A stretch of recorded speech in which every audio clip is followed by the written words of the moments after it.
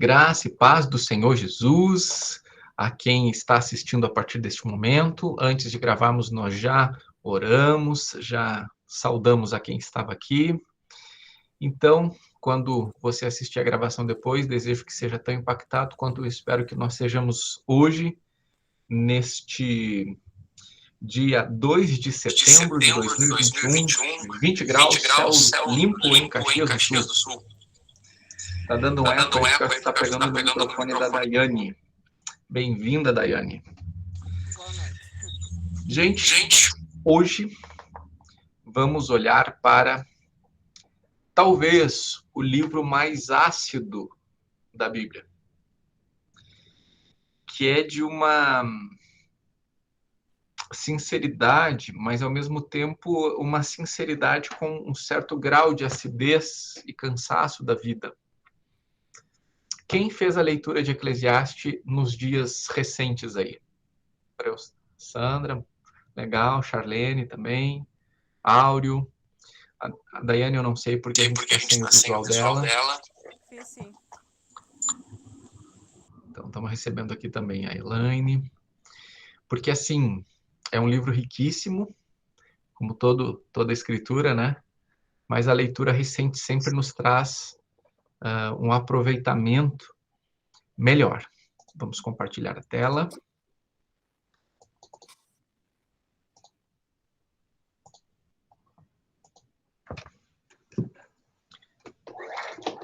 Por favor, me sinaliza aí com um joinha se está compartilhando a tela aí para você. Beleza. Eclesiastes. Você já deve ter ouvido, provavelmente, a palavra eclesiologia, né? Ou então, eclésia. Eclésia, no contexto do Novo Testamento, é aquela assembleia formada por cidadãos que acabam deliberando os rumos de uma cidade ou de alguma organização. Esse termo ele foi aplicado à igreja, né? A origem do termo que nós usamos como igreja é eclésia, que tem essa ideia de assembleia. Por isso o nome Assembleia de Deus é muito adequado, né? Nós temos irmãos e irmãs que se congregam em comunidades de discípulos chamadas Assembleias de Deus, né? Eclésias de Deus. Mas a palavra igreja é uma outra palavra nesse mesmo sentido, né? Uma assembleia de cidadãos, mas não cidadãos gregos ou romanos ou brasileiros, cidadãos de um novo reino, que fazemos parte de um novo povo, né?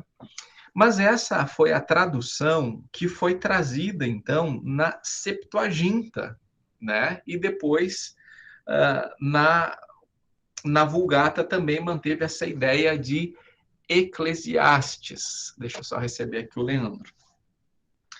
E Eclesiastes referia o orador dessa assembleia. A eclésia seria a assembleia, e Eclesiastes seria o orador dessa assembleia. E isso vai combinar com a palavra lá do hebraico, que é o título desse livro, que é o pregador, né? Kohelet,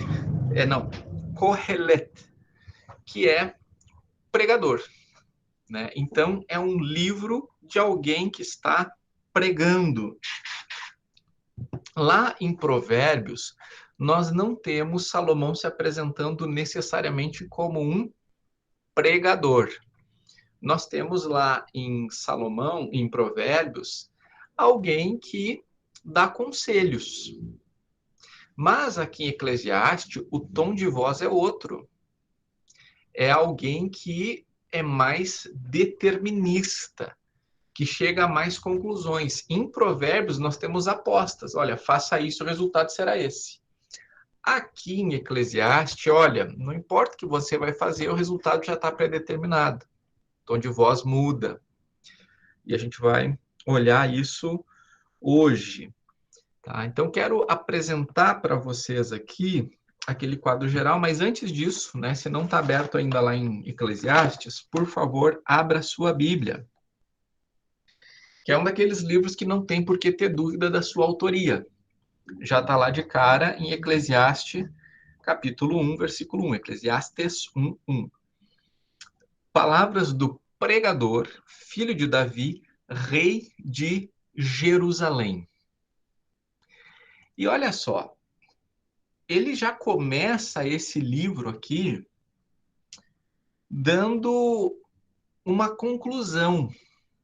Sabe, quando você, principalmente na faculdade, né, a gente lida muito com artigos científicos.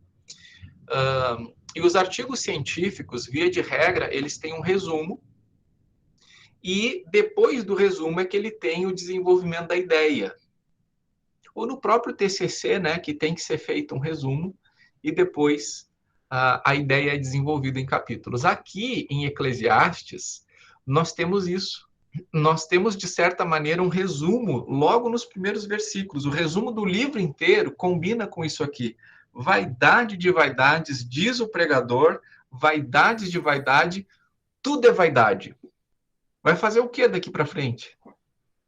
Né? Vai fazer o quê?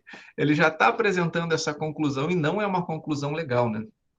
Eu lembro, gente, quando eu acredito que 13 para 14 anos ali, talvez 14 anos já, mas eu acho que 13 ainda, não posso trazer aqui com absoluta certeza, mas eu já era líder do Ministério de Adolescentes lá na Igreja Batista do Fragata, em Pelotas, e eu tive um líder, que é o irmão Edwin Caden, que ainda vive, graças a Deus, lá em Pelotas.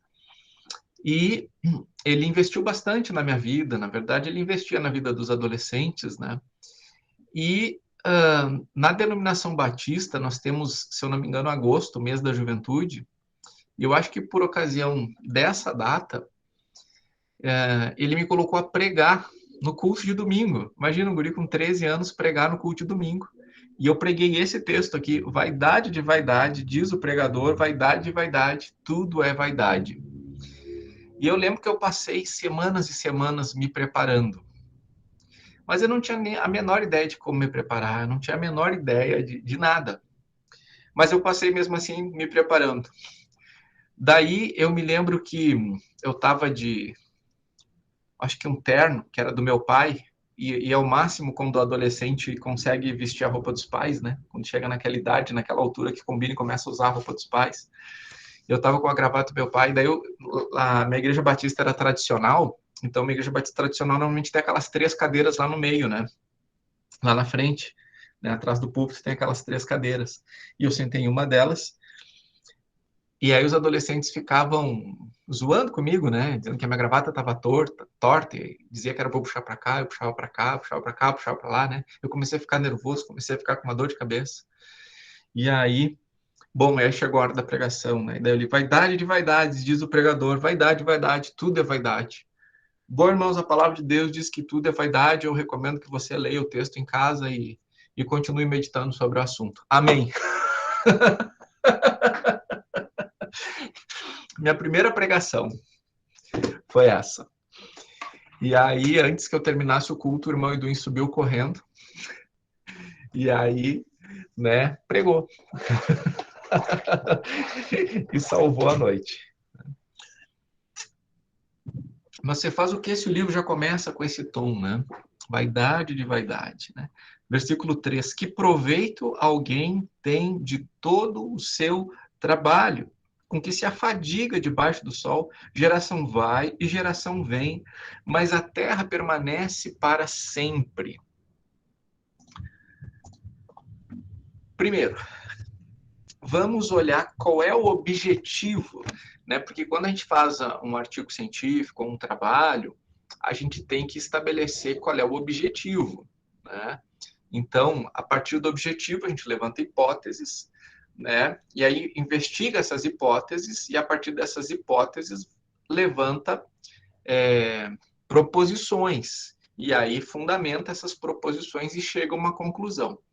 Eu acho que o livro de Eclesiastes é um dos livros mais parecidos com o que a gente acha que a ciência é hoje, com algum método científico, tá?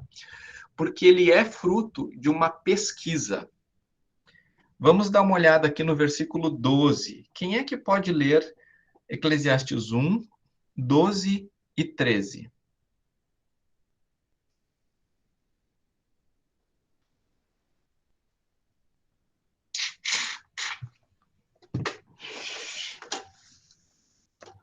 Eu, pregador, venho sendo rei de Israel em Jerusalém.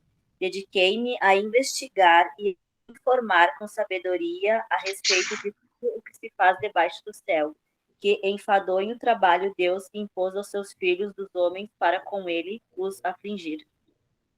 Ok. Então, ele está nos informando que o que ele nos traz aqui é fruto de uma pesquisa. Dediquei-me a investigar e me informar com sabedoria a respeito de tudo que se faz debaixo do céu. E aí, gente, ele já nos dá a hipótese inicial. A hipótese inicial para o objetivo dele é que o trabalho que Deus impôs aos filhos dos homens. Primeiro, que Deus impôs um trabalho para afligir os filhos dos homens. E que não é legal. Porque no 14 ele escreve: Vi todas as obras que se fazem debaixo do sol, e eis que tudo é vaidade e correr atrás do vento. Aquilo que é torto não pode ser endireitado, e o que falta não pode ser contado. Bem, aí segue. Eu disse a mim mesmo: eu me tornei importante e superei em sabedoria todos os que governaram em Jerusalém antes de mim. O meu coração tem tido larga experiência da sabedoria e do conhecimento. Assim, procurei conhecer a sabedoria e saber o que é a tolice e a falta de juízo. Mas descobri que isso também é correr atrás do vento. Porque na muita sabedoria há muito enfado, e quem aumenta o seu conhecimento aumenta também a sua dor.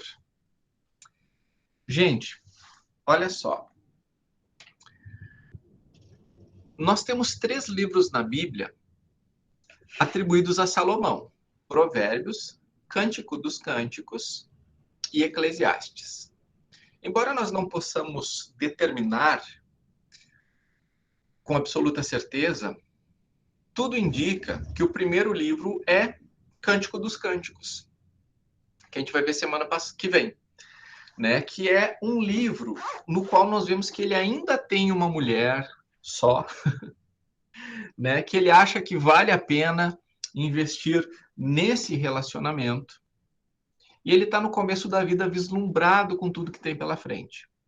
E aí nós vemos que ele vai amadurecendo e nos fornece provérbios, coisas práticas em relação a viver a vida, né, a partir do temor do Senhor. Então, olha só, ele é um homem que começa temendo a Deus com sabedoria vivendo a vida.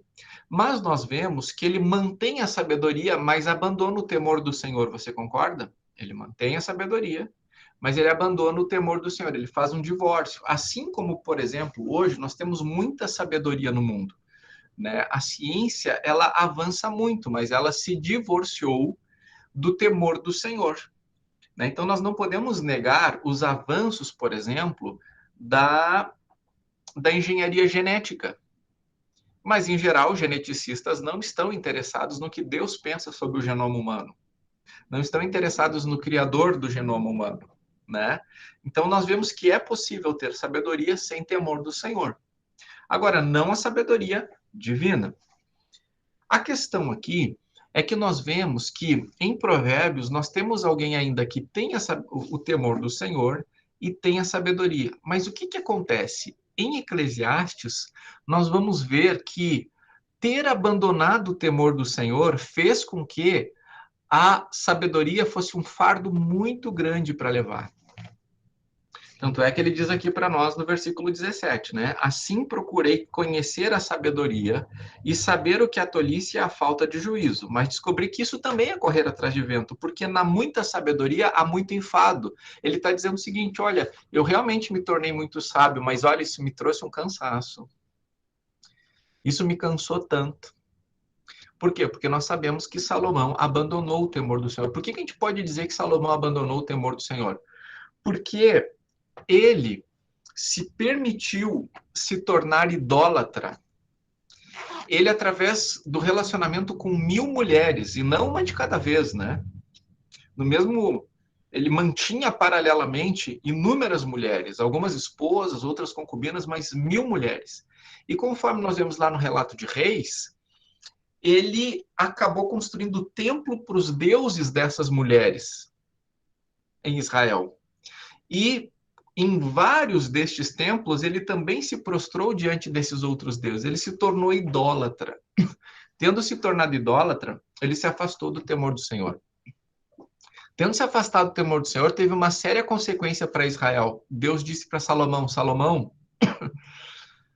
que decepção.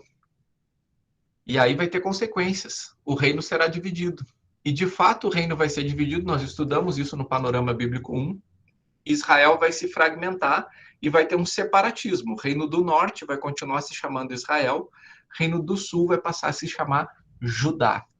E aí nós vamos ter, então, nos livros de reis, relato dos reis do norte, relato do rei do sul, relato do rei do norte, relatos do rei do sul. E aí, em 1ª e 2ª Crônica, só relatos do reino do sul, para manter a linhagem davídica, que vai levar até o Messias, certo? Mas veja bem, por que que Israel passou a ser 2 países em vez de um só? Porque Salomão abandonou o temor do Senhor. E aí ele ficou só com a sabedoria. Então, de certa maneira, a gente poderia dizer o seguinte, olha, os presentes que Deus dá não são nada sem o Deus que dá os presentes. Saiba disso. Os presentes que Deus dá não são nada sem Deus que dá esses presentes. Então, Deus nos cerca de muitas bênçãos, nos cerca de muitos presentes. Mas quando nós vivemos isto sem Deus, quando nós fazemos uma separação entre o que Deus nos dá e quem Deus é nas nossas vidas, a gente vai experimentar esse tipo de vida que Salomão já começa dizendo, tudo é vaidade. Tudo é vaidade. Vamos continuar vendo aqui como o que está escrito em Eclesiastes é fruto da pesquisa que ele fez. Alguém lê para mim, por favor, aí, ou melhor dizendo, para nós, Eclesiastes 2, versículo 1, 2, 3. Quem que vai fazer essa leitura?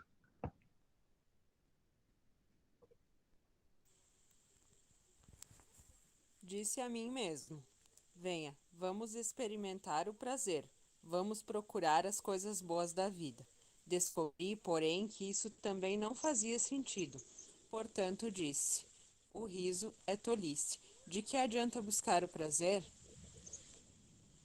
Depois de pensar muito, resolvi me animar com o vinho. E enquanto ainda buscava sabedoria, apaguei-me a insensatez. Assim procurei experimentar o que haveria de melhor para as pessoas em sua curta vida debaixo do sol.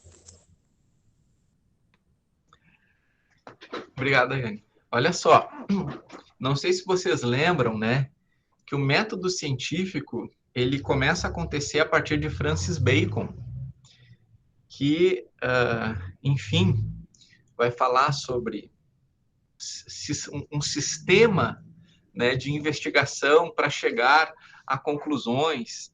E aí também nós vamos ter, a partir disso aí, alguns desdobramentos, e nós vamos ter o que a gente ouviu lá em filosofia e também em alguns outros ramos que acabam usando a filosofia, que é o empirismo. Alguém aqui já ouviu falar sobre empirismo? O que é o empirismo, né, associado ao método científico? É aquelas investigações que nós fazemos através da observação do mundo natural, do mundo ao nosso redor.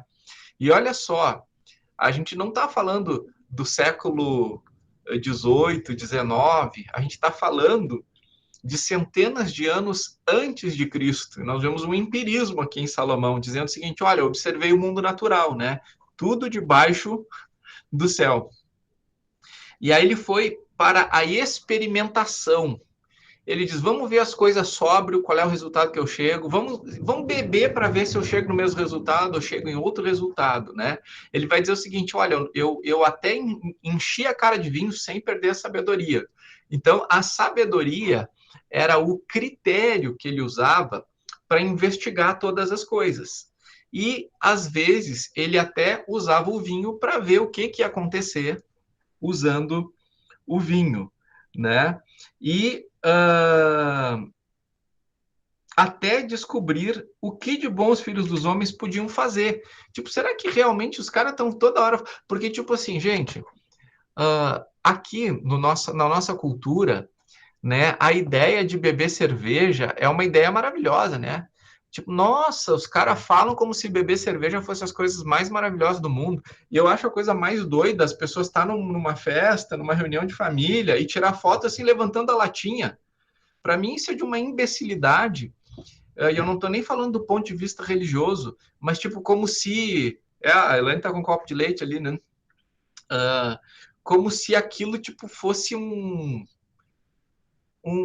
algo, né? Salomão, tipo, deixa eu ver se esse negócio é tudo isso mesmo, né? As pessoas falam de alegria do vinho, alegria da cerveja e tal, e desculpe se o termo imbecilidade é muito forte, mas eu realmente fico achando que é sustentar um símbolo que promete, mas não entrega, e ele fica sendo retroalimentado por esse tipo de postura, sabe? Como se de fato fosse o máximo ter um copo de cerveja, uma lata de cerveja, uma garrafa de cerveja, como se fosse o máximo fazer um check-in num pub, ou numa cervejaria, ou em coisa assim. Bom, centenas e centenas de anos antes da própria vinda de Jesus ao mundo, Salomão está dizendo, resolvi no meu coração entregar meu vinho, sem deixar de me guiar pela sabedoria e de me apoderar da loucura, até descobrir o que de bom os filhos dos homens poderiam fazer debaixo do céu, durante os poucos dias de vida. Então, foi ver o que a bebida poderia oferecer em termos de resultado para a vida. Foi realizar grandes obras para ver o que se de fato ele ia ter algum sentido na vida fazendo grandes obras, né? Versículo 4, empreendi grandes obras, construí casas e plantei vinhas para mim. Nós sabemos que ele construiu o templo, né? Construiu uma casa para a filha do faraó. Foi um cara, assim, né, de uma arquitetura, de uma engenharia, de uma expansão urbanística, né, se podemos dizer assim. Fiz jardins e pomares, neles plantei árvores frutíferas de toda espécie, né? Porque, né, fica imaginando as pessoas assim, não, legal é a vida de campo, tu lá plantar, a pessoa se desestressa. Então ele foi lá plantar também, né? Vamos ver se tem sentido na vida nisso aí. Fiz para mim tanques de água para com eles regar o bosque em que se reverdeciam as árvores. Comprei escravos e escravas e tive escravos que nasceram em minha casa, né? Tipo assim, símbolo de status ter escravos. E a questão agora dos bens materiais. Também tive bois e ovelhas, mais do que tiveram todos os que viveram em Jerusalém de mim. Amontoei também para mim prata e ouro, e tesouros de reis e de províncias, provimo de cantores e cantoras, e das delícias dos filhos dos homens, mulheres e mais mulheres.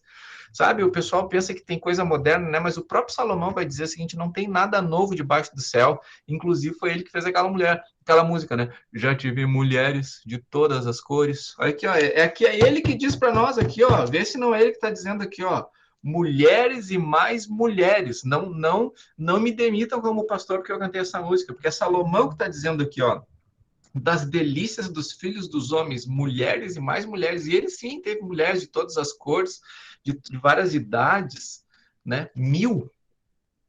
Sim, Elaine. Ele é exibicionista, né? Porque talvez muita gente tenha feito tanta coisa e não fosse mostrando. Talvez o pai dele tenha feito. Ele era um cara, era um narcisista, hein? Ele se engrandecia, se mostrava.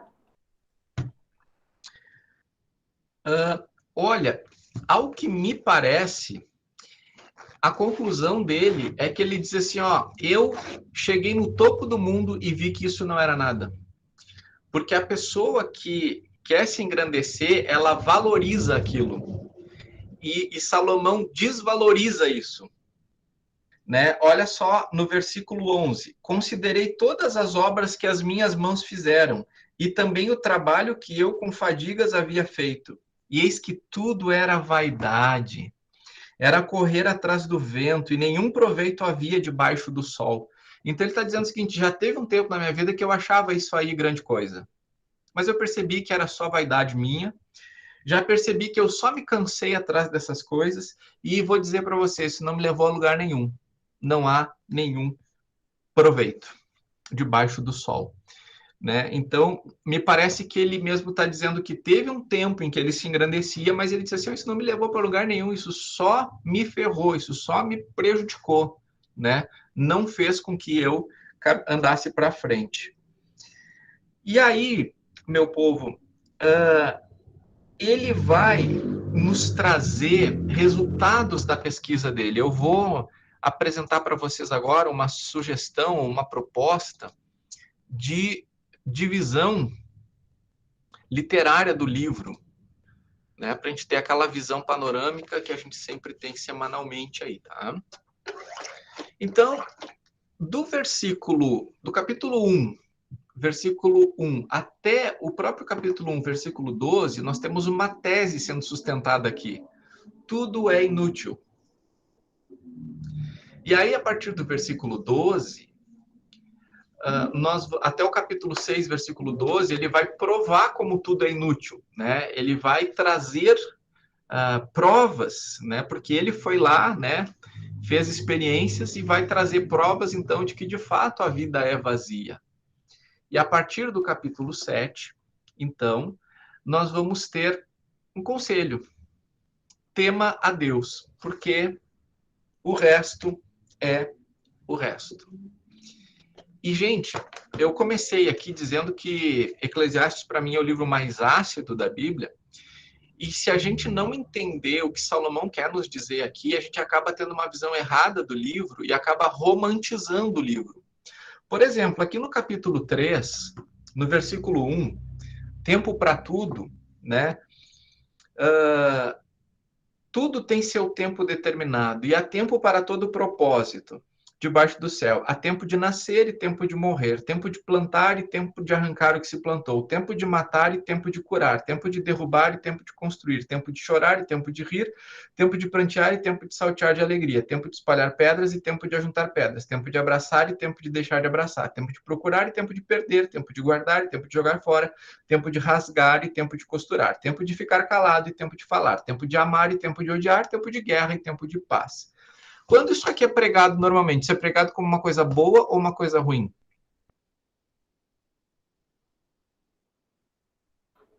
Eu creio que é bom. Em geral, é pregado como uma coisa boa, né? Com uma visão romântica sobre isso. Mas, gente, será que a intenção de Salomão era dizer que isso era bom? O que você acha?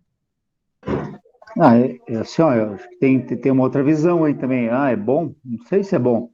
Daqui a pouco a pessoa está impaciente, a pessoa está nervosa, tá buscando algo, né? Então, uma palavra para se acalmar, né? Um calmantezinho ali, ó. Há tempo para tudo, te acalma. Não sei se é bom também. Às vezes é um freio, né? Para a pessoa frear um pouco a ansiedade, né? Não sei se é bom, entendeu? E é uma palavra meio termo, assim. Mas não vejo assim só como boa. Eu vejo mais para segura a tua onda aí, ó, vai devagar, não é assim, não te decepciona, né? Segura o coração para não se decepcionar, né? Entendo mais por esse lado. Certo. Tem as aplicações que a gente pode fazer no campo filosófico, né, até mesmo a partir de textos bíblicos, mas no campo da exegese, que é tirarmos o significado do texto, né, deixar que o texto nos dê o significado. Quando a gente olha para esse texto aqui, Salomão quer nos dizer que isso é bom ou que isso não é legal?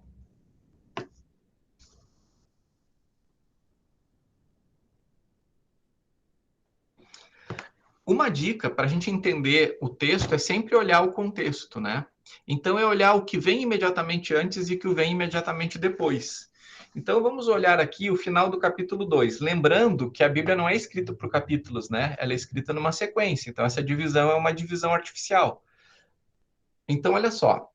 No versículo 24 do capítulo 2, ele diz: não há nada melhor para o ser humano do que comer, beber e fazer com que sua alma desfrute o que conseguiu do seu trabalho. No entanto, vi também que isso vem da mão de Deus. Pois separado deste, quem pode comer ou quem pode alegrar-se? Porque Deus dá sabedoria, conhecimento e prazer à pessoa que lhe agrada, mas ao pecador dá trabalho, para que ele ajunte e amontoe, a fim de dar àquele que agrada a Deus. Também isso é vaidade e correr atrás do vento. Perceba que aqui tem um certo desapontamento com o jeito que Deus faz as coisas.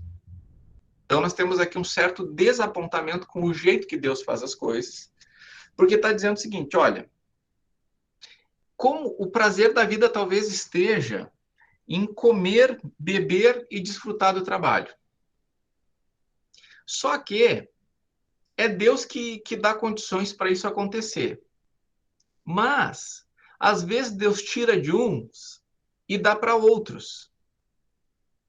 Então, tipo assim, o cara trabalhou, mas o cara não é legal, daqui a pouco o cara perdeu e uma outra pessoa vai lá e ganhou aquilo que o cara trabalhou. Olha, isso é vaidade e correr atrás do vento. Aí suspende aqui e vamos pular para o versículo 9 do capítulo 3. Que proveito tem o trabalhador naquilo com que se afadiga? Viu o trabalho que Deus impôs aos filhos dos homens para com ele os afligir. Vamos lá.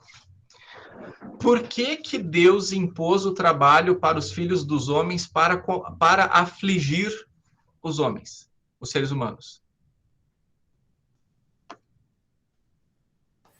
Consequência da queda? Oi? Consequência da queda? Consequência do pecado, exato.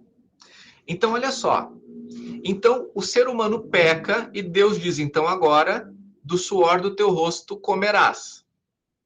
Então, o culpado pelo trabalho ser uma fadiga é de Deus ou é do ser humano? Do ser humano. É do ser humano. Mas Salomão está botando a culpa em quem?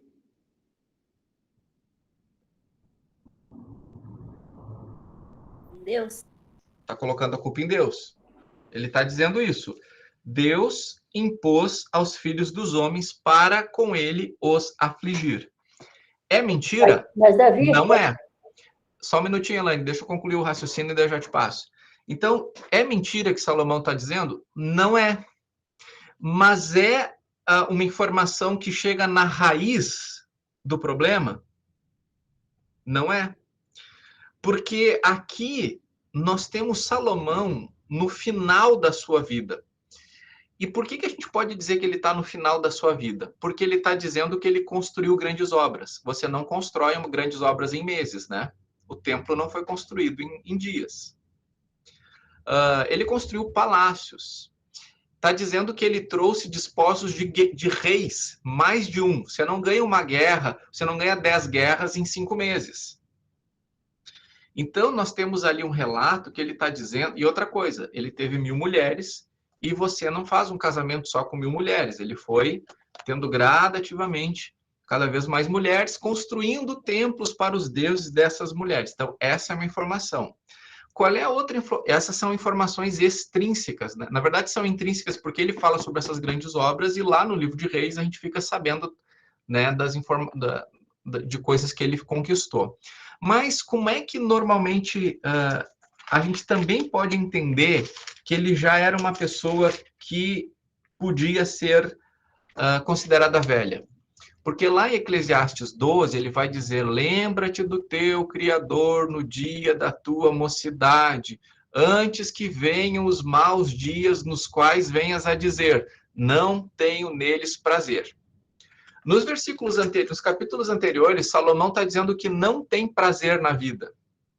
E ele está dizendo, olha, você que é jovem, lembra do teu Criador. Antes de chegar no ponto de vida que eu cheguei, e esqueci do meu Criador, embora ele não esteja dizendo expressamente disso aqui, o ensino geral de Salomão e sobre Salomão nos autorizam a chegar a essa conclusão. Diz, ó, não cometam o mesmo erro que eu cometi, porque eu abandonei o temor do Senhor. Quando eu era jovem, eu recebi do Senhor sabedoria, eu tinha temor do Senhor, mas eu abandonei isso. Então, você que é jovem, não cometa o mesmo erro. Então, nós temos aqui Salomão, no final da sua vida, já um homem velho, que perdeu grandes oportunidades. E quanto mais se aproxima da velhice dele, mais ele sabe que está para se concluir uma separação do reino. Então, tu imagina, um homem que expandiu o reino de Israel, um homem que foi um rei magnífico, que pessoas vieram do mundo todo para ver. Qual é o legado que ele deixaria? O legado que ele deixaria é um país dividido ao meio. E como é que você lida com isso? Né? Porque a gente quer deixar bons legados, né? A gente quer ser lembrado por coisas boas que nós fizemos. Então, esse finalzinho aqui de Eclesiastes, Salomão diz o seguinte: olha, eu perdi a chance, mas vocês que são jovens, não percam a chance. E perder a chance é esquecer do Senhor. Depois a gente vai enfatizar bem isso, né, de lembrar e considerar o Senhor. Sim, Elaine?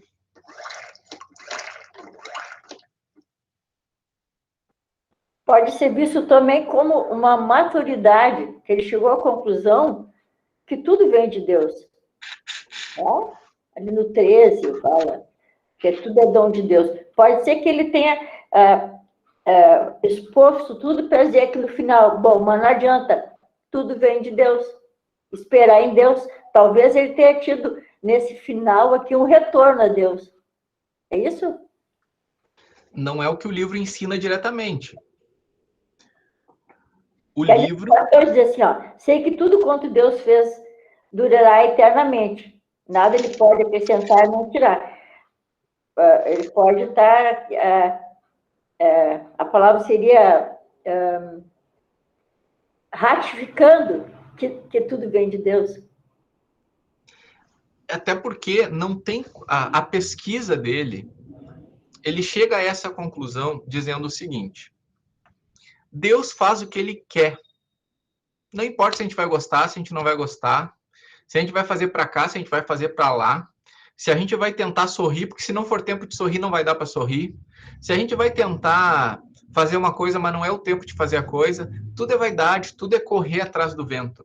Então, eu penso que a maturidade é quando você consegue ter uma vida funcional. E a vida de Salomão, como ele nos informa, veja, eu não estou fazendo nenhuma especulação aqui, tá? Eu estou trazendo as informações que ele mesmo nos traz. Ele nos traz que a vida dele não é funcional, porque nada trazia satisfação. Então, a maturidade é como, por exemplo, Paulo, que diz o seguinte: sei o segredo de viver contente em qualquer circunstância, seja na fartura ou na necessidade. Para mim, isso é maturidade. O caso de Salomão é dizer o seguinte: olha, tem gente que tem fartura, tem gente que tem necessidade. Eu tinha fartura, mas isso não me levou a lugar nenhum. Deus vai fazer o que ele quiser. Entende? Então, para mim, aqui é mais assim um se conformar do que necessariamente ter maturidade, certo? Então, gente, nós temos que ter em mente o seguinte: eu sei que talvez seja chocante para alguns de vocês ou para todos vocês isso, né? Parece que a gente está malhando o Salomão aqui. Mas, gente, o reino de Israel foi dividido por causa dele. Tu entende isso? Foi dividido por causa dele. A nação de Israel se dividiu por causa de Salomão. Foi por causa de Salomão que a idolatria entrou em Israel. Então ele vai escrever 3 livros. Em algum momento a gente vai ver isso refletido no que ele escreveu. E aqui em Eclesiastes nós estamos vendo o reflexo disso, certo? Obviamente ele vai entender que Deus é Deus, mas não necessariamente ele vai gostar disso. Lembra quando Jesus diz para Paulo: Paulo, de que adianta tu ficar lutando contra o aguilhão? Aceita, né? Aí Paulo vai se render. Então não adianta bater de frente contra Deus, tá? Mas uma coisa é você aceitar, abraçar isso e viver a sua vida nessa perspectiva. E outra coisa é, como nós vemos aqui em Salomão chegando ao final da sua vida, com essa acidez, porque olha, como é que ele está começando o livro? Ele está dizendo que tudo é correr atrás do vento. Debaixo do céu não tem nada que seja legal. Imagina você dizer isso, debaixo do céu é só canseira, é só enfado. Ele vai dizer o seguinte, e Deus faz isso para afligir os seres humanos. Não, Deus não faz isso para afligir os seres humanos. Deus faz isso porque ama os seres humanos e permite que os seres humanos passem pelas consequências do pecado, porque faz parte da liberdade de escolha que Deus deu ao ser humano para que ele pudesse escolher amar ao Senhor ou não amar ao Senhor. Ele escolheu não amar ao Senhor e com isso vem o pacote do não amor, que tem a ver também com ter que suar para ter o sustento. Deixa eu parar aqui de compartilhar a tela.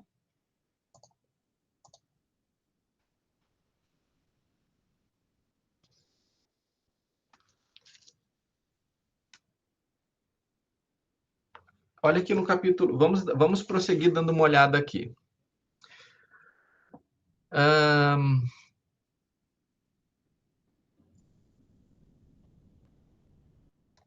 Vamos do 9 em diante, do capítulo 3. Que proveito tem o trabalhador naquilo com quem se afadiga? Viu o trabalho que Deus impôs aos filhos dos homens para com ele os afligir. Deus fez tudo formoso no seu devido tempo. Também pôs a eternidade no coração do ser humano, sem que este possa descobrir as obras que Deus fez desde o princípio até o fim. Olha, se tu pensar no que Salomão está dizendo aqui, que é uma coisa profética, aqui depois a gente vai ver como isso é messiânico, tá? Mas, de certa maneira, o que ele está dizendo é o seguinte, olha, Deus colocou em ti uma coisa maior do que tu possa dar conta. Olha de novo para esse texto. Deus fez tudo, formou seu devido tempo. Também pôs a eternidade no coração do ser humano, só que o ser humano não consegue entender a eternidade. Porque o ser humano não consegue ir para o princípio e para o fim. Então, o ser humano tem dentro de si uma coisa maior do que pode lidar. E nós entendemos que o pecado realmente fez isso. Sei que não há nada melhor para o ser humano do que alegrar-se e aproveitar a vida ao máximo. Sei também que pode comer, beber e desfrutar o que se conseguiu com todo o trabalho é dom de Deus. Sei que tudo que Deus faz durará eternamente, sem que nada possa ser acrescentado nem tirado, e que Deus faz isto para que as pessoas o temam. O que é, já foi, e o que será também já foi. Deus fará vir outra vez o que já passou. Salomão está falando que a vida é ciclos. E de fato é, né? Não tem nada novo debaixo do sol. Ele mesmo vai dizer isso. Vi ainda debaixo do sol que no lugar do juízo reinava a maldade, no lugar da justiça havia mais maldade. Então eu disse a mim mesmo, Deus julgará o justo e o ímpio, porque há um tempo para todo propósito, para toda obra. Eu disse, isso é por causa dos filhos dos homens, para que Deus os prove e eles vejam que são em si mesmo como os animais. Porque o mesmo que acontece com os filhos dos homens, acontece com os animais. Como morre um, assim morre o outro. Todos têm o mesmo fôlego de vida, e o ser humano não tem nenhuma vantagem sobre os animais, porque tudo é vaidade. Todos vão para o mesmo lugar, todos procedem do pó e ao pó voltarão. Quem sabe se o fôlego da vida dos filhos dos homens se dirige para cima e dos animais para baixo, para a terra? Assim, percebi que não há nada melhor para o ser humano do que desfrutar do seu trabalho, porque esta é a sua recompensa. Porque quem o fará voltar para ver o que será depois dele? Lembre, nós não estamos lendo o livro de Provérbios, nós estamos lendo o livro de Eclesiastes. E, em Provérbios, o temor do Senhor é o princípio da sabedoria.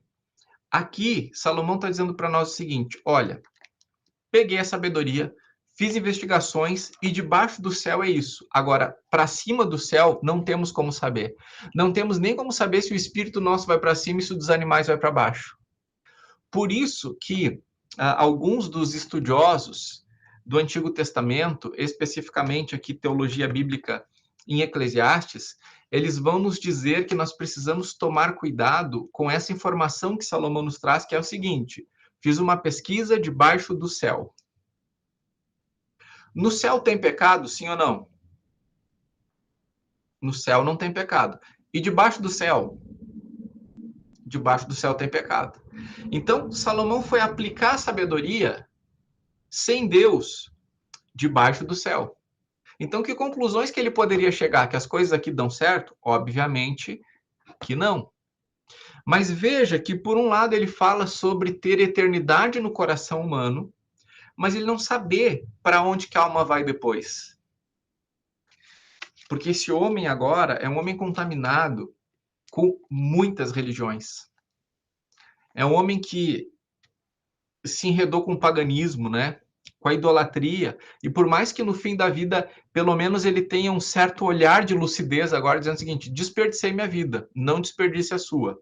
Então já vou trazer aqui a real para você. É com Deus. Lá no começo ele diz: o temor do Senhor é o princípio do conhecimento. Só que ele abandona essa informação e agora no final ele recupera ela.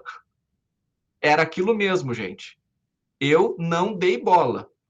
Eu fui procurar as coisas na bebida, nas mulheres, nos bens, e não no temor do Senhor. Não faça como eu. Então, Salomão é um cara que começa bem, afunda, e no finalzinho, pelo menos, ele vai trazer para nós esse conselho dizendo o seguinte: lembra-te do teu Criador nos dias da tua mocidade, antes que cheguem os maus dias. Porque o que ele está nos escrevendo é nos maus dias dele. Então, é aquele conselho, né? Então, lembra que o conselho de Salomão, lá em Provérbios, é a voz da sabedoria. Mas o conselho aqui em Eclesiastes é a voz de quem? Do pregador. Não é a voz da sabedoria, é a voz do pregador. Fala, Daiane. Não faria então mais, claro, quem sou eu para questionar a Bíblia, né? Mas não faria mais sentido então os livros eles estarem em ordem, tipo Cântico dos Cânticos primeiro, depois Provérbios e depois Eclesiastes? Ficou bem baixinho que tu falasse, mas eu acho que tu falasse sobre a ordem dos livros, né? A Bíblia não é um livro cronológico, tá? Ela é um livro que ela tem, ela é composta por 66 livros que foram organizados de maneira que a mensagem seja gradativa. A cronologia não é. Ou melhor dizendo, a graduação não é cronológica, os temas são graduais. Então, por exemplo, nós vamos ter aqui um começo em Provérbios, né? Dizendo o seguinte: olha, esta aqui é uma vida legal de se viver, o temor do Senhor refletido nos relacionamentos humanos. Agora, sem o temor do Senhor, o resultado é esse aqui, ó, em Eclesiastes. E aí, Cântico dos Cânticos vai recuperar o amor. O amor que deveria haver de Salomão para com Deus e que não houve. Salomão abandonou, né? À medida que ele se inclinou perante outros deuses. Mas nós temos o final desta saga, né? Com o amor idealizado, como deve acontecer e como nós vamos ver semana que vem, de alguma maneira apontando para a união de Cristo com a igreja. Mas, enfim, Daiane, os livros da Bíblia não estão em ordem cronológica, mas eles fazem sentido em relação à revelação progressiva. Certo? Certo. Capítulo 4. Sim, Charlene. Davi, tem do capítulo 11, diz assim, ó: vi ainda debaixo do sol que os mais rápidos nem sempre ganham a corrida, que os mais fortes nem sempre vencem a batalha, que os mais sábios nem sempre têm por vários ali também ele fala que ele diz que isso não se explica, né? Ele quis dizer que nem sempre os bons eles vivem uma vida boa, nem sempre os justos são vistos como justos, né? E aqui no final ele diz assim: tudo depende do tempo e o acaso. O que significa esse tempo e o acaso? Me dá um versículo, Chayane, só. É o versículo 11. Do capítulo...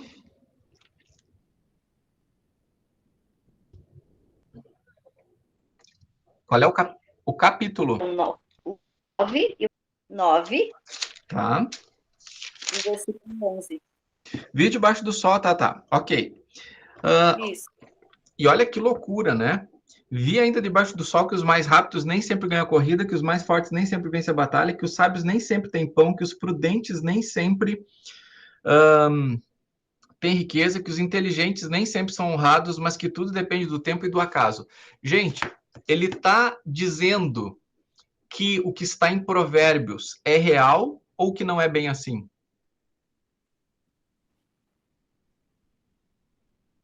Compara isso com Provérbios. O que você acha? Ele está dizendo o que eu escrevi, em outras palavras, se ele pudesse dizer isso, né? O que eu escrevi lá em Provérbios é exatamente aquilo lá, ou percebi que não é bem assim? O que você acha? Olhando para isso que ele escreveu aqui.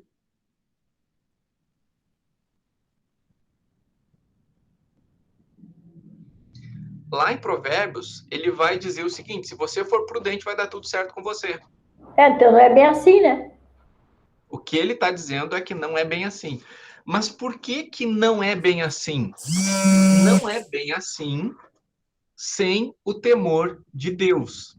E sem considerar o que de fato é vitória, o que de fato é êxito, o que de fato é a prosperidade.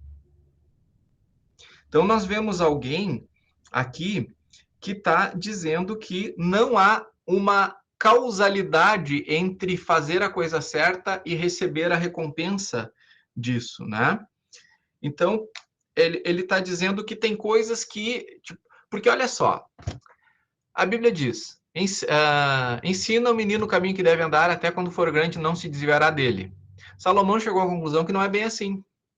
Ele mesmo chegou à conclusão que não é bem assim, que tem outras forças operantes. Então, significa que Provérbios está errado? Não, está absolutamente certo. Só que o temor do Senhor é o princípio disso, não é você fazer a educação certa, fazer o ensinamento certo, porque o temor do Senhor tem que estar no coração dos pais e tem que estar no coração dos filhos, porque se tiver no coração dos pais, mas não tiver no coração dos filhos, não adianta os pais terem ensinado e os filhos vão reproduzir aquilo. Então, Salomão está dizendo, tem outras coisas que também influenciam nisso. Também vi esse exemplo de sabedoria debaixo do sol, versículo 13, que me pareceu excelente. Havia uma pequena cidade onde moravam poucos homens. Um rei poderoso atacou a cidade, sitiou e levantou contra ela grandes rampas de ataque. Nesta cidade se encontrava um homem pobre e sábio que poderia ter livrado a cidade com sua sabedoria. No entanto, ninguém se lembrou daquele pobre. Então eu concluí que a sabedoria é melhor do que a força, mesmo que a sabedoria do pobre seja desprezada e que as suas palavras não sejam ouvidas. As palavras dos sábios, ouvidas em silêncio, valem mais do que os gritos de quem governa entre tolos. Melhor é a sabedoria do que as armas de guerra, mas um só pecador destrói muitas coisas boas. Um só pecador destrói muitas coisas boas. Será que é de uma terceira pessoa que ele está pensando? Ou será que aqui está cabendo uma autoavaliação? E aqui está no campo da hipótese, né? No campo da gente pensar, né? Entendendo que a sabedoria é mais importante do que a força. Bem, quero olhar para vocês duas grandes figuras importantes aqui em Eclesiastes, né? Assim como em Provérbios, nós também temos o compilador, tá? Então, vamos ouvir a voz do compilador. Quem é o compilador? O compilador é aquela pessoa usada pelo Espírito Santo para organizar as coisas que Salomão disse ou escreveu. Então, o livro de Eclesiastes é o resultado do que este compilador registrou. E o que nós vamos fazer agora é enxergar este compilador aqui dentro de Eclesiastes. Tá? Então, no versículo 1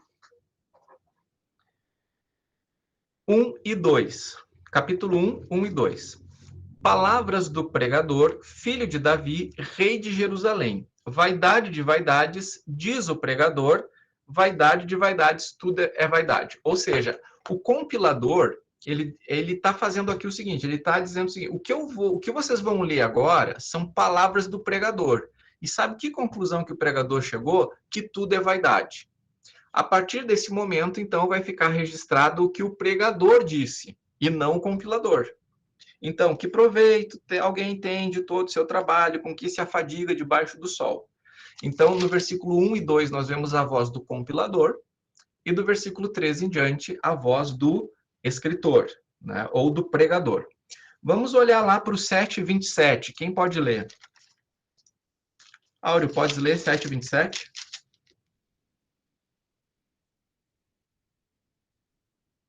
Mamãe, olha aqui.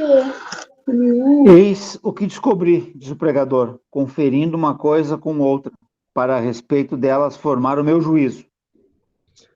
Então, a construção aqui no hebraico nos dá, no português pode não ficar tão claro, mas aqui a construção do que está apresentado aqui é a voz de um compilador, dizendo aqui, conclusão, o pregador chegou, certo? Para poder formar o seu juízo, para poder chegar à sua conclusão.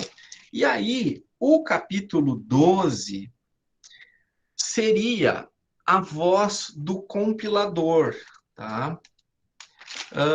Principalmente do versículo 9 e 14. Porque do 1 até o 8, até o 7, nós temos o pregador falando.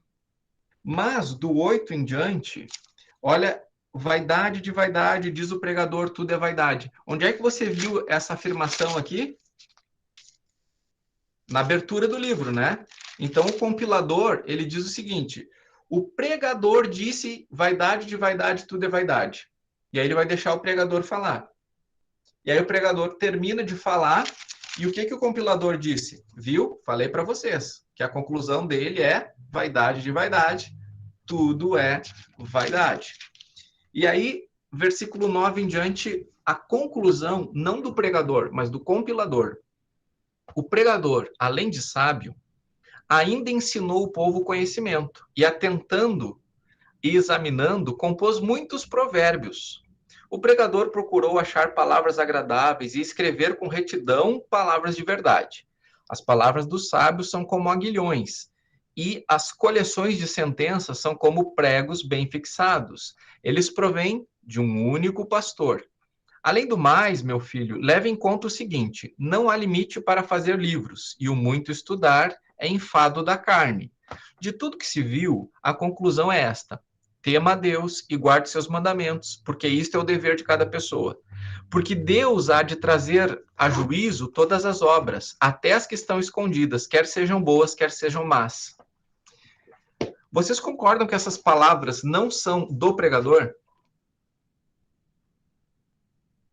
A construção do texto na língua original deixa isso mais claro, mas mesmo na tradução fica muito claro que nós temos vários momentos no livro em que é falado em primeira pessoa, né? Eu fiz uma pesquisa, enchi a cara, não abandonei a sabedoria, fui e vi um cara numa cidade, percebi que era cansaço, não sei o que, não sei o que, não sei o que, mas daqui a pouco muda a voz, né? O pregador, tarará, tarará, tarará, tarará. Então, não é ainda mais triste que a conclusão, tema a Deus e guarde seus mandamentos, não é do pregador?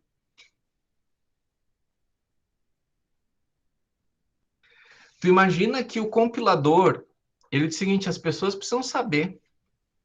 As pessoas precisam saber que ter dinheiro, ter poder, ter mulheres, ter sucesso, ter tudo, sem Deus, só vai cansar a pessoa. Então, ele começa e termina esse livro mostrando que o relacionamento com Deus é o mais importante de tudo. Então, essa conclusão aqui, né, de tudo que se ouviu, a conclusão é esta: tema a Deus e guarde os seus mandamentos. Quem é que não guardou o mandamento de amar o Senhor teu Deus de todo o teu coração, toda a tua alma? Quem é que abandonou o mandamento de adorar só o Senhor? Quem abandonou? Salomão. E ele abandonou e Deus disse: acabou, o reino agora é 2. Só não vou fazer aqui contigo, porque ainda tem uma consideração, mas vai ser com teu filho. Poxa, Daí esse compilador que a gente não sabe quem é, ele vem aqui e diz para nós, olha, gente, vocês viram aí tudo que está escrito aqui? Então tema o Senhor, porque o temor ao Senhor é o princípio da sabedoria. E obedeça aos seus mandamentos. O que vocês me dizem a esse respeito? Faz sentido, não faz? Surpreende, não surpreende?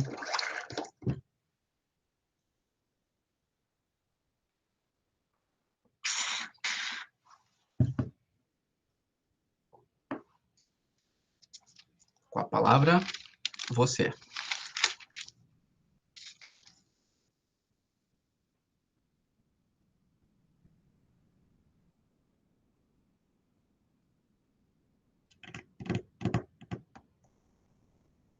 Não?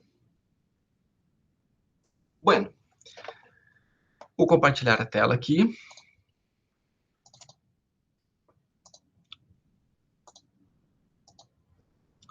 Chaves, né, para a compreensão do livro.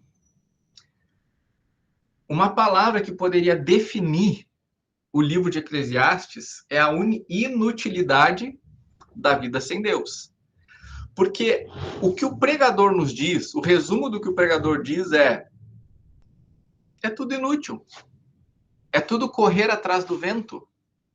Mas o compilador nos ajuda a entender que só é assim quando nós abandonamos Deus.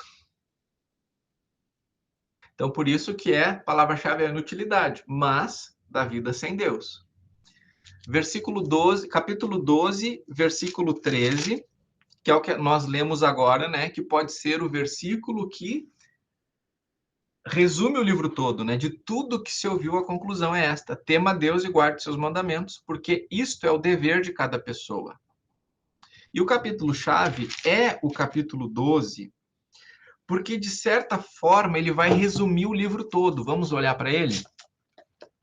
Lembre-se do seu Criador nos dias da sua mocidade, antes que venham os maus dias e cheguem os anos em que você dirá, não tenho neles prazer. Lembre-se do Criador antes que se escureçam o sol, a lua e as estrelas e as nuvens voltem depois da chuva. Lembre-se dele antes do dia em que tremerem os guardas da casa, e os seus braços e se curvarem os homens que no passado eram fortes, as suas pernas, e cessarem os moedores de sua boca por já serem poucos, e se escurecerem os olhos pelas janelas dos seus olhos. Os que olham pelas janelas dos seus olhos. Faça isso antes que as portas da rua se fechem e o ruído de pedras do moinho se torne difícil de ouvir. Quando você se levantar a voz das aves, e todas as harmonias, filhas da música, comecem a desaparecer. Quando você tiver medo do que é alto e se espantar no caminho, quando florescer como a amendoeira e o gafanhoto lhe for um peso, e quando você perder o apetite, porque o ser humano vai à morada eterna e os pranteadores andarão rodeando pela praça. Lembre-se do seu Criador antes que se rompa o fio de prata e se despedace o copo de ouro e que se quebre o cântaro junto à fonte e se desfaça a roda junto ao poço, e o pó volte à terra, de onde veio, o espírito volte a Deus, que o deu. Então, por que isso aqui resume o livro todo? Porque nós temos o conselho de alguém em sua velhice, que já está experimentando estar sem dentes na boca, porque ele era rei, mas não tinha prótese ainda naquele tempo, né? Não tinha implante, né? Ele já não conseguia enxergar, não tinha óculos mais ainda naquele período, né? É alguém que já não tinha mais força nas pernas, não tinha mais vitalidade nos braços. Então, tudo aquilo que ele já havia conquistado, ele já disse, olha, fiz muita coisa quando eu tinha vitalidade, mas isso não me trouxe para o lugar que eu achei que ia me trazer. Então, você está começando a vida, observa o que eu não observei e lembra do teu Criador. Então, por isso, nós temos aqui um bom resumo para o livro. E aí, nossa cristologia, né? Nós temos aí, pelo menos, duas relações muito importantes para fazer. Então, eu vou pedir para a Charlene abrir em Eclesiastes 3:11, para o Pedro abrir em João 3:36, para o Leandro, 1 João 1:2, E para a Lovane, 1 João 5:20.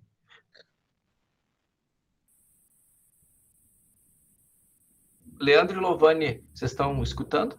Tá, beleza. Parece que tinha dado uma travadinha aqui na imagem. Posso? Por favor.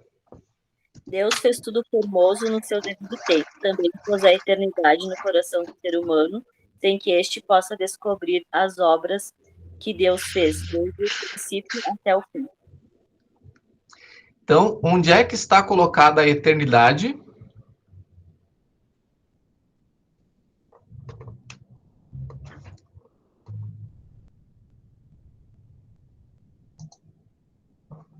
Onde é que Deus colocou a eternidade? No coração do ser humano. No coração do ser humano. Deixa eu ler aqui em outra versão, para a gente poder entender melhor isso.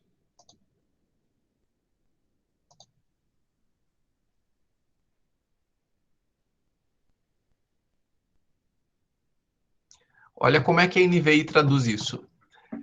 Deus pôs no coração do homem o anseio pela eternidade. Porque coração tem essa ideia, né, de desejo. Então, Salomão está dizendo que Deus colocou no ser humano o desejo pela eternidade. Que a Aline Barros vai cantar como semente da eternidade, né? Vamos olhar agora João 3,36. Quem, porém, aceita o testemunho que ele dá, certifica que Deus é verdadeiro. João 3,36. 33 ali. Ah, tá. Por isso, quem crer no Filho tem a vida eterna. Quem se mantém rebelde contra o Filho não verá a vida, mas sobre ele permanece a ira de Deus. Olha só. Salomão está dizendo que Deus colocou no coração humano o desejo pela eternidade. Então, o que eu faço com esse desejo? Como é que eu atendo esse desejo? Então, nós precisamos levar esse desejo até onde esse desejo pode ser atendido. E esse desejo só pode ser atendido, esse anseio só vai ser atendido com Jesus. Somente quem tem Jesus tem a vida eterna pela qual o coração humano anseia.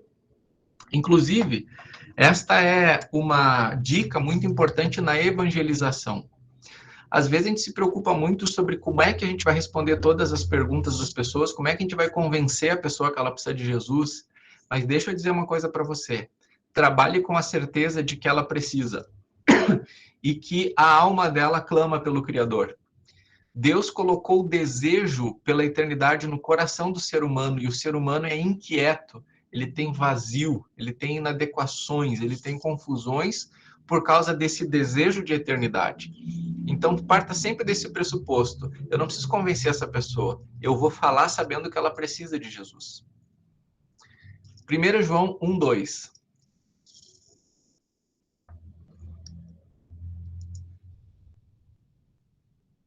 Quando essa vida apareceu, nós a vimos. É por isso que agora falamos dela e anunciamos a vocês a vida eterna que estava com o Pai e que nos foi revelada. A vida eterna que estava com o Pai é Jesus. 5:20.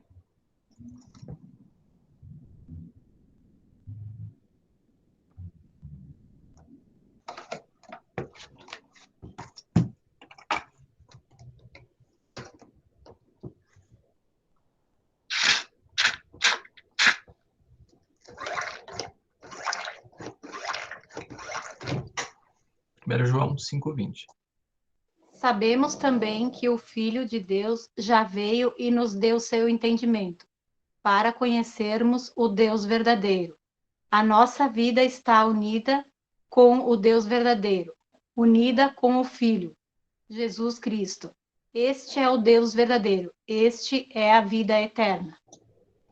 Então, afirmação categórica. Jesus é o Deus verdadeiro, Jesus é a vida eterna. Deus colocou no coração humano o anseio pela eternidade. Logo, Deus colocou no coração humano o anseio por quem? Quem é a vida eterna? Jesus. Agora, olha que interessante. Vamos todos aqui para Eclesiastes 12, 11.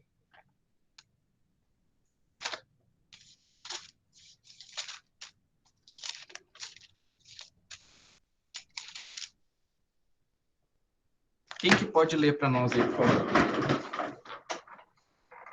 As palavras dos sábios são como aguilhões, e as coleções de sentenças são como pregos bem fixados. Elas provêm de um único pastor. Está dizendo que sábios falam, né? Mas tem a sabedoria, a voz dos sábios, ela tem uma fonte. Quem que é essa fonte?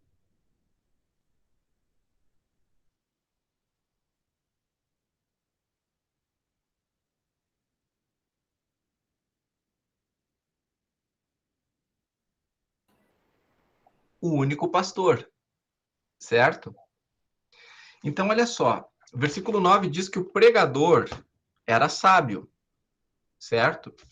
E junto com o pregador, existem vários sábios que falam sabedoria.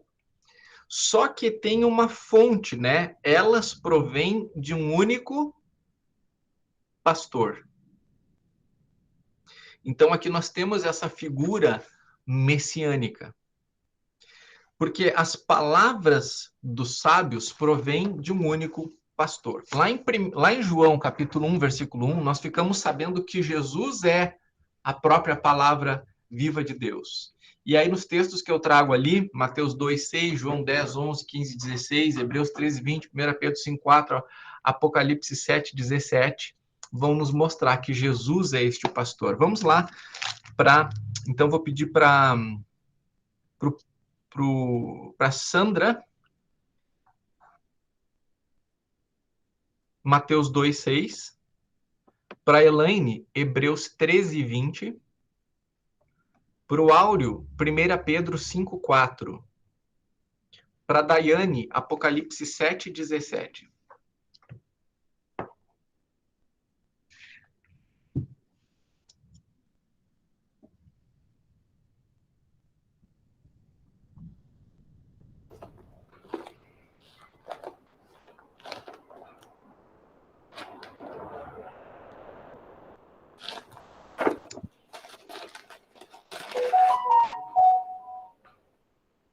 Então, por favor, Mateus 2, 6. Mas tu, Belém, da terra de Judá, de forma alguma és a menor entre as principais cidades de Judá, pois de ti virá o líder que como pastor conduzirá a Israel, o meu povo. Hebreus 13, 20.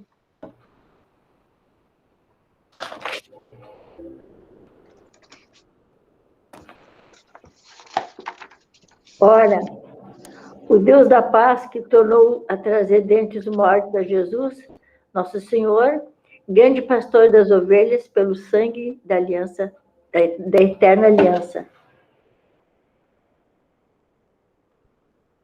Isso? Não, está errado. Hebreus 13, 20. Não, mas está certo.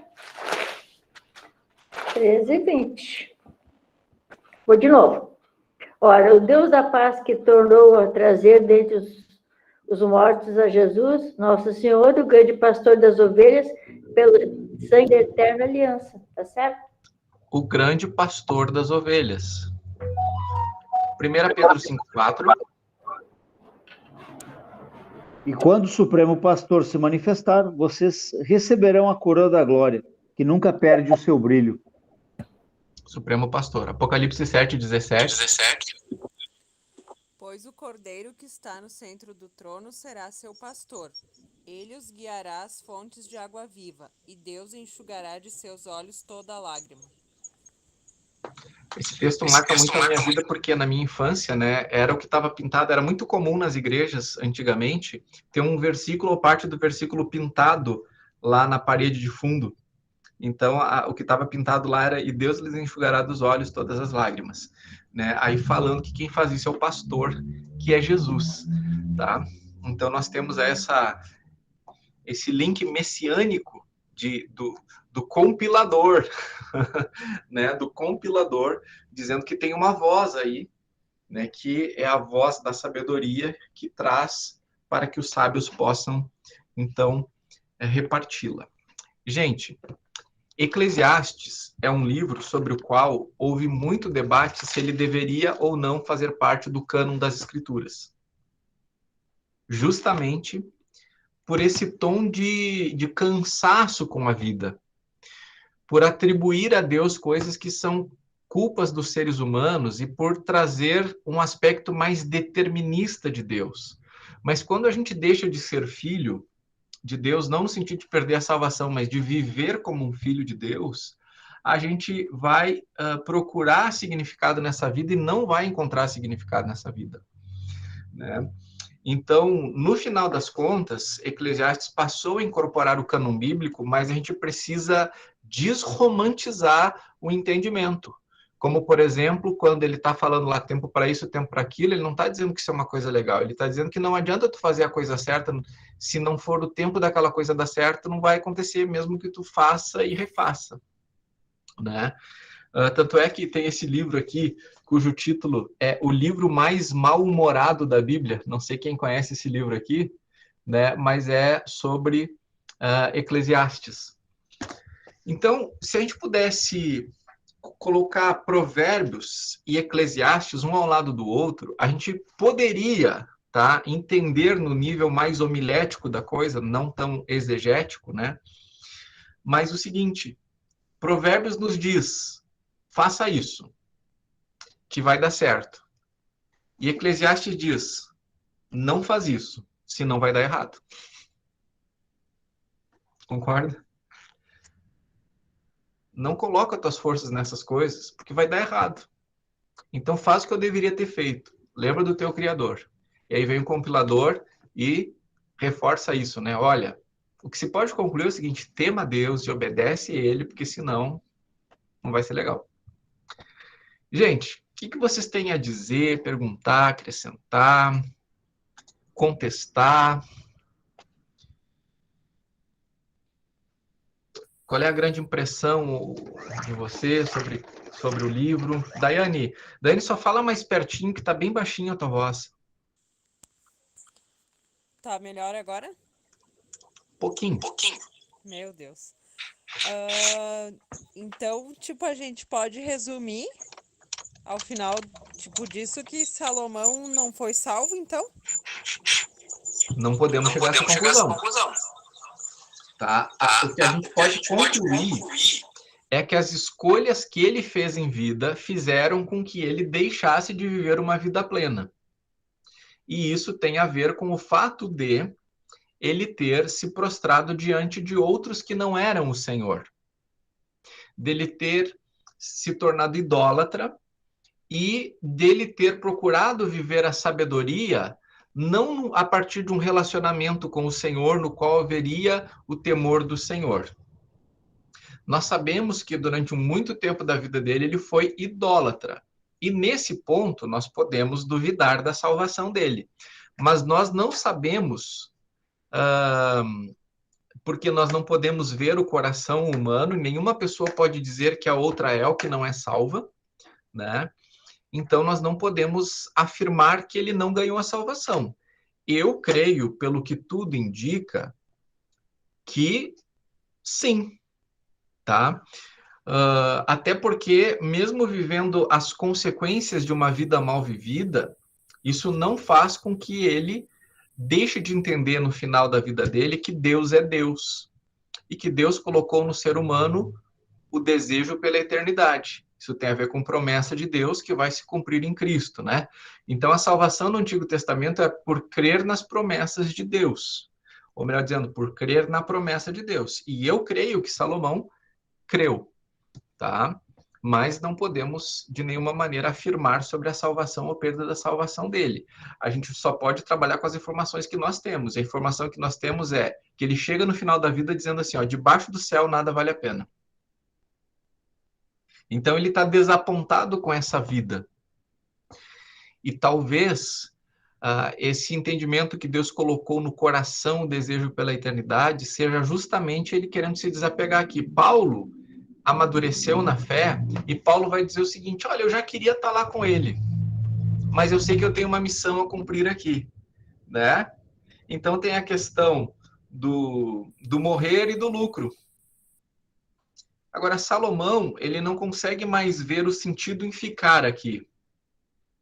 Então, me parece que ele já deseja ir para estar com o Criador.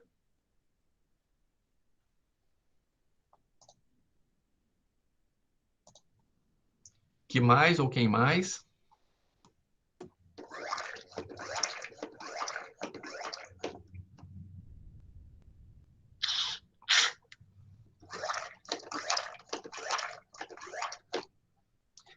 E lembre, gente,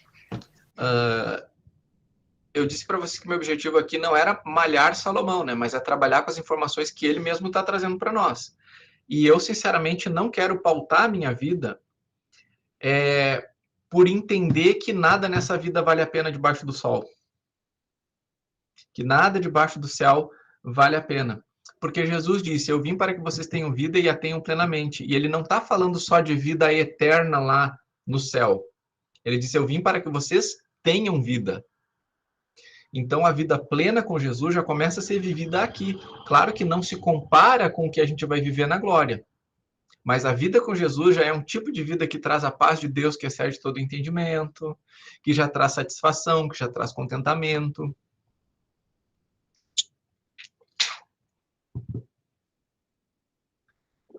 Sandra?